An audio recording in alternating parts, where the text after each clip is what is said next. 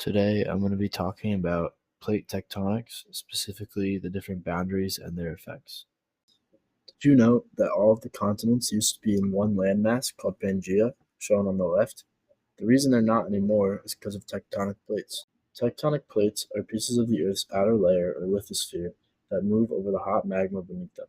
They hold up everything on the Earth's surface, including oceans and continents, and when two of them interact with each other, it's called a boundary.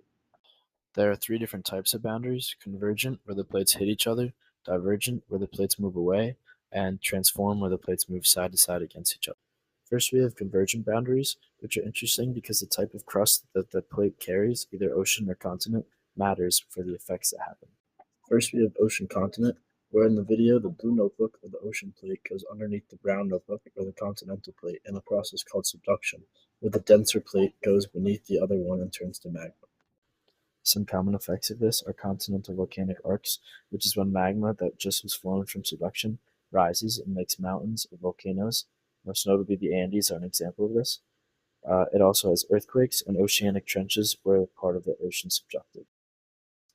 Now we have a continent-continent boundary. I used two brown notebooks to do this, and as you can see, both notebooks go up, which is what happens in real life, where the land folds upwards.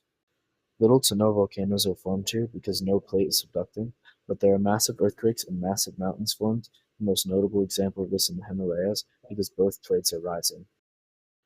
Now we have an ocean-ocean boundary. Um, in the video, the black notebook goes under the blue notebook, and this happens because one plate is denser than the other, and whichever one is denser subducts. Common effects of this are island arcs, which is a formation of islands that usually have volcanoes from the rising magma of the subduction zone. It also causes deep and shallow earthquakes again, and oceanic trenches where one zone subducts. In a divergent boundary, the plates move apart, but as you can see, there's no gap between them because the magma underneath rises and forms new Earth.